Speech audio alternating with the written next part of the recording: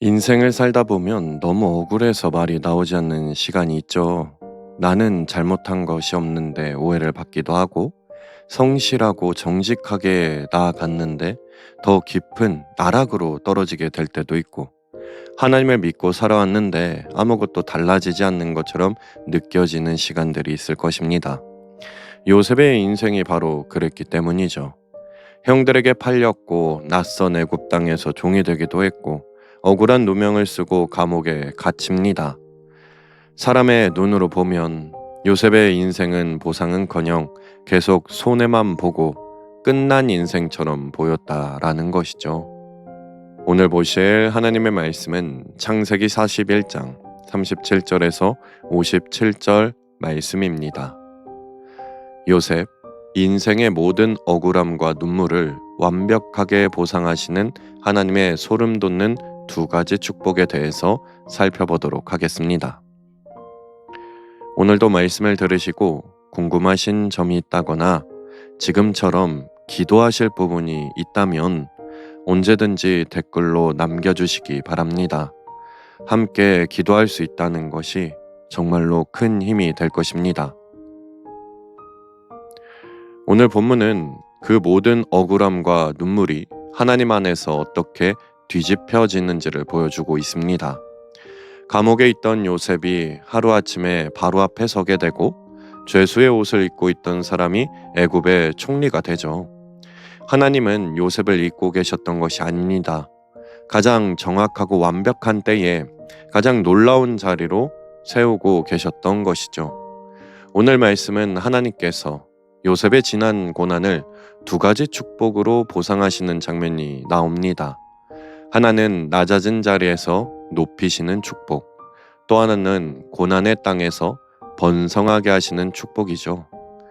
우리가 보기에는 너무 늦은 것 같고 이미 끝난 것 같은 시간에도 하나님의 손에 붙들리면 전혀 다른 결말로 바뀔 수 있습니다.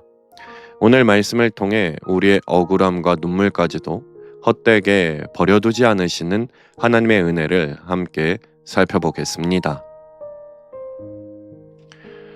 첫 번째 말씀, 하나님이 높이실 때 아무도 막을 수 없다. 37절에서 45절 말씀 보시겠습니다. 바로와 그의 모든 신하가 이 일을 좋게 여긴지라. 바로가 그의 신하들에게 이르되 이와 같이 하나님의 영에 감동된 사람을 우리가 어찌 찾을 수 있으리요 하고 요셉에게 이르되 하나님이 이 모든 것을 내게 보이셨으니 너와 같이 명철하고 지혜 있는 자가 없도다. 너는 내 집을 다스리라. 내 백성이 다 내 명령에 복종하리니 내가 너보다 높은 것은 내 왕좌뿐이니라. 바로가 또 요셉에게 이르되 내가 너를 애굽 온 땅의 총리가 되게 하노라 하고 자기의 인장 반지를 빼어 요셉의 손에 끼우고 그에게 세마포 옷을 입히고 금 사슬을 목에 걸고 자기에게 있는 버금 수레에 그를 태우매 무리가 그의 앞에서 소리 지르기를 엎드리라 하더라. 바로가 그에게 애굽 전국을 총리로 다스리게 하였더라. 바로가 요셉에게 이르되 나는 바로라. 애굽 온 땅에서 내 허락 없이는 수족을 놀릴 자가 없으리라 하고 그가 요셉의 이름을 사브낫 바네아라고 하고 또 온의 제사장 보디베라의 딸 아스낫을 그에게 주어 아내로 삼게 하니라. 요셉이 나가 애굽 온 땅을 순찰하니라. 아멘. 37절 요셉의 해석과 대책이 바로와 신하들에게 좋게 여겨졌다라고 말하는데 이것은 단순히 말이 잘 통했다는 수준이 아닙니다. 당시 애굽에는 이미 수많은 술객과 지혜자들이 있었지만 그 누구도 바로의 꿈을 풀지 못했습니다. 그런데 요셉은 꿈을 해석하는 데서 끝나지 않고 앞으로 닥칠 위기를 어떻게 대비해야 하는지까지 분명하게 제시하죠. 이것은 사람의 설득력이 아니라 하나님께서 주신 지혜가 사람들의 마음을 움직인 결과인 것이죠. 하나님이 하시는 일은 사람의 조건을 넘어서는 힘을 가지고 있다라는 것입니다. 38절 바로가 하나님의 영에 감동된 사람을 우리가 어찌 찾을 수 있겠느냐. 라고 말하죠. 이방 왕이었던 바로조차 요셉 안에서 단순한 지혜가 아니라 하나님께로부터 오는 특별한 능력을 보고 있었던 것이죠. 하나님은 믿지 않는 사람의 입을 통해서도 자신의 일을 드러내시는 분이십니다. 이것이 중요한 것인데, 하나님이 한 사람을 세우실 때 세상마저도 그것을 인정하지 않을 수 없게 된다는 것이죠. 39절과 40절, 상황이 급격하게 뒤집힙니다. 바로가 요셉에게 너와 같이 명철하고 지혜 있는 자가 없다라고 말하며 애굽을 다스리는 자리에 세우게 됩니다. 너보다 높은 것은 내 왕좌뿐이다. 이 말은 사실상 나라 전체를 맡긴 것이죠. 어제까지 감옥에 있던 사람이 하루아침에 나라의 2인자가 됩니다. 이것은 사람의 노력으로 설명할 수 있는 변화가 아니죠. 하나님이 개입하실 때 인생은 이렇게 하루아침에 바뀔 수 있다라는 것입니다. 41절, 43절, 그 변화가 얼마나 확실한지 보여주는데, 인장 반지를 끼워주고 세마포 옷을 입히고 금사슬을 걸어주고 왕 다음 수레에 태워서 엎드리라고 외치게 하죠. 인장 반지는 왕의 권한을 대신 행사할 수 있는 상징이고, 옷과 사슬은 그의 신분이 완전히 바뀌었음을 공식적으로 선언한 것입니다. 예전의 영들이 그의 꿈을 비웃었죠. 하지만 이제 그 꿈이 현실이 되어가고 있었습니다. 이 모든 과정에는 사람의 손이 아니라 하나님의 손이 분명하게 작용하고 있다라는 것이죠. 44절, 45절, 요셉의 위치가 더욱 확정됩니다. 내 허락이 없이는 아무도 움직일 수 없다. 그의 권한이 절대적임을 의미하죠. 이 장면 전체를 통해 한 가지 분명한 사실이 드러나는데, 하나님이 한 사람을 높이실 때 그 어떤 환경도 세상도 그것을 막을 수 없다라는 것입니다. 감옥도 억울함도 막지 못했죠. 오히려 그 모든 과정이 하나님이 요셉을 준비시키시는 시간이었습니다. 우리들도 역시 지금의 자리에서 답답함을 느낄 때가 있을 것입니다. 하지만 우리 하나님은 멈추게 하시는 분이 아니라 준비시키시는 분이십니다. 그러므로 오늘 우리가 붙들어야 할 것은 지금의 상황이 아니라 하나님의 완벽한 때이며, 하나님이 일하실 것을 믿고 끝까지 신뢰하는 믿음으로 그 은혜로 나아가시기를 간절히 소망합니다. 두 번째 말씀, 고난을 잊게 하시고 그 자리에서 번성하게 하시는 하나님. 46절에서 52절 말씀 보시겠습니다. 요셉이 애굽 왕 바로 앞에 설 때에 30세라. 그가 바로 앞을 떠나 애굽 온 땅을 순찰하니 7해 풍년에 토지 소출이 심히 많은지라. 요셉이 애굽 땅에 있는 그 7년 곡물을 거두어 각 성에 저장하되 각 성읍 주위의 밭의 곡물을 그 성읍 중에 쌓아둠에 쌓아둔 곡식이 바다 모래같이 심히 많아 세기를 그쳤으니 그 수가 한이 없음이었더라. 흉년이 들기 전에 요셉에게 두 아들이 나되 곧 온의 제사장 보디베라의 딸 아스낫이 그에게서 낳은지라. 요셉이 그의 장남의 이름을 므낫세라 하였으니 하나님이 내게 내 모든 고난과 내 아버지의 온 집 일을 잊어버리게 하셨다 하며, 차남의 이름을 에브라임이라 하였으니 하나님이 나를 내가 수고한 땅에서 번성하게 하셨다 함이었더라. 아멘. 46절, 요셉이 30살 바로 앞에 서게 되죠. 이것은 단순한 나이의 기록이 아닙니다. 17에 팔려와서 종으로 살고 억울한 누명으로 감옥에 갇히며 보낸 약 13년의 시간이 이 한 절 안에 압축되어 있죠. 사람의 눈으로 보면 잃어버린 시간처럼 보이겠지만 하나님은 그 시간을 통해 요셉을 준비시킨 것이죠. 이 장면은 단순한 성공이 아니라 하나님이 준비하신 사람이 때가 되어 세워지는 장면을 보여줍니다. 47절에서 49절, 풍년의 시간이 이어지죠. 요셉은 그 시간을 흘려보내지 않습니다. 하나님이 미리 알려주신 대로 곡식을 거두고 각 성에 저장하며 철저하게 준비하죠. 넓은 애굽 전역을 돌며 체계를 세우고 사람들을 움직이고 저장을 관리하는 일은 결코 쉬운 일이 아닙니다. 그런데 요셉은 이 모든 일을 감당해내죠.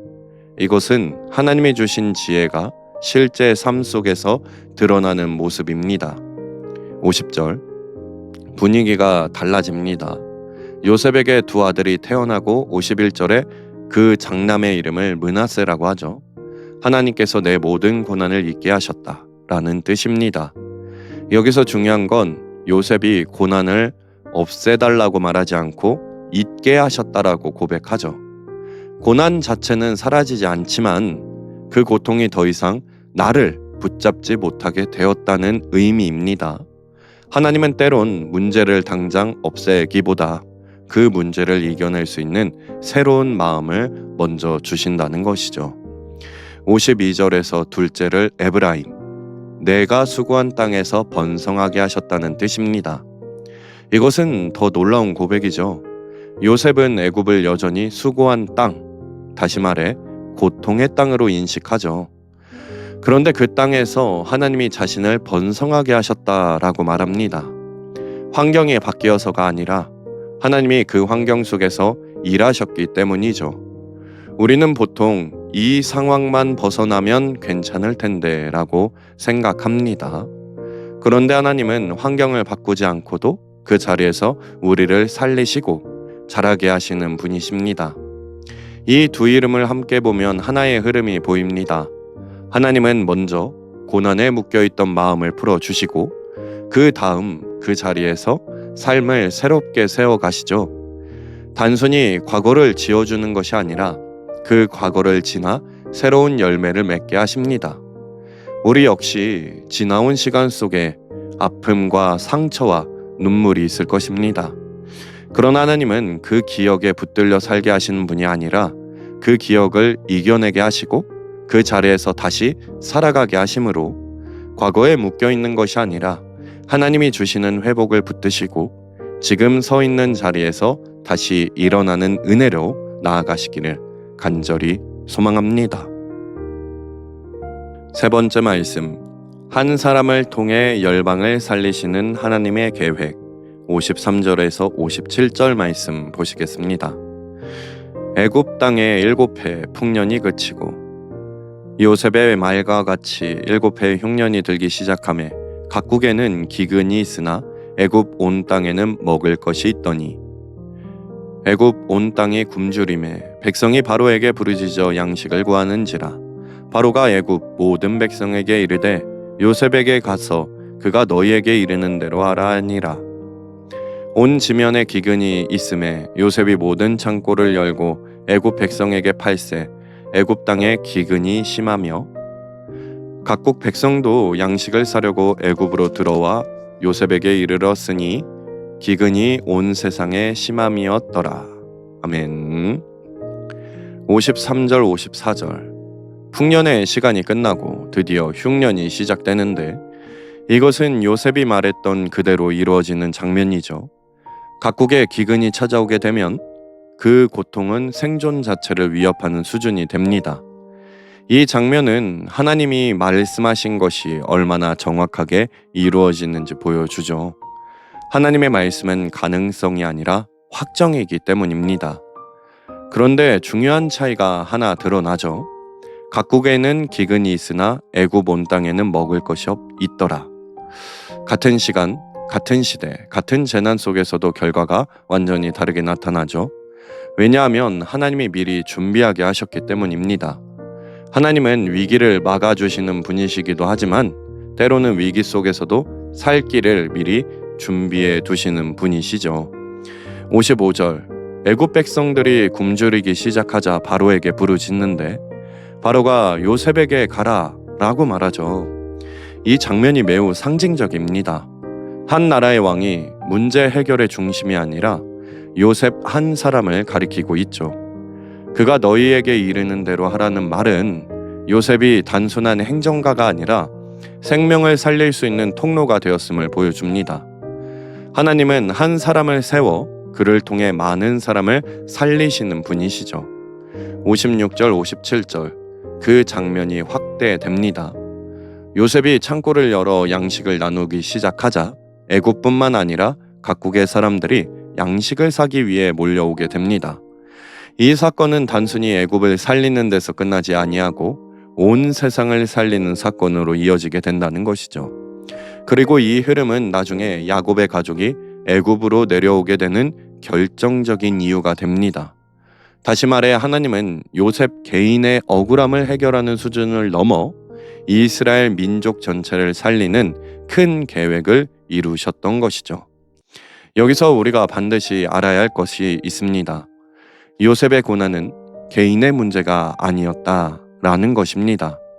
그 시간은 하나님이 한 사람을 준비해서 그를 통해 많은 생명을 살리기 위한 과정인 것이죠. 우리는 고난 속에 있을 때 왜 나에게만 이런 일이 일어났을까라고 묻게 됩니다. 그런데 하나님은 그 질문보다 더 큰 그림을 가지고 계시죠. 오늘 우리의 삶 속에서도 지금의 상황을 바라보며 원망하시기보단 하나님이 이루실 더 큰 일을 신뢰하시며 나를 통해 생명이 흘러가게 하시는 그 부르심을 붙들고 믿음으로 살아가시기를 간절히 소망합니다. 오늘도 말씀을 들으시고 궁금하신 점이 있다거나 기도하실 부분이 있다면 지금처럼 댓글로 꼭 남겨주시기 바랍니다. 말씀을 정리하겠습니다. 계속 말씀을 연구하다 보니 저는 요셉의 이야기 앞에서 한 가지가 마음에 깊이 남았습니다. 요셉의 인생에서 가장 억울했던 시간들, 그 모든 시간이 사실은 낭비된 시간이 아니었다라는 것이죠. 사람들은 그를 잊었고 세상은 그를 가뒀지만 하나님은 그 시간 내내 요셉을 준비시키고 계셨다라는 것입니다. 그리고 때가 되자 아무도 막을 수 없는 방식으로 그를 세우시죠. 단순히 높이시는 것으로 끝난 것이 아니라 그 자리에서 한 나라를, 나아가 열방을 살리는 통로가 되게 사용하셨죠. 저는 이 부분이 참 마음에 걸리기도 했습니다. 요셉이 므낫세와 에브라임의 이름을 지을 때에 그는 여전히 애굽을 수고한 땅이라고 불렀던 것이죠. 환경이 달라진 게 아닙니다. 그 땅이 갑자기 좋은 땅이 된 것이 아니라 하나님이 그 땅 위에서 일하셨기 때문에 번성할 수 있었음을 말하고 있죠. 저도 솔직히 지금 서 있는 자리가 어떨 때는 답답하게 느껴질 때가 있었습니다. 빨리 벗어나고 싶기도 했고 상황이 바뀌어야 할 것 같은 마음이 들 때가 예전에도 있었습니다. 그런데 요셉의 모습을 통해 하나님께서는 저에게 말씀하시는 것 같았죠.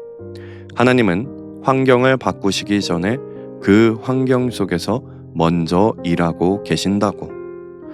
오늘 우리 함께 이 한 가지를 붙들었으면 좋겠습니다.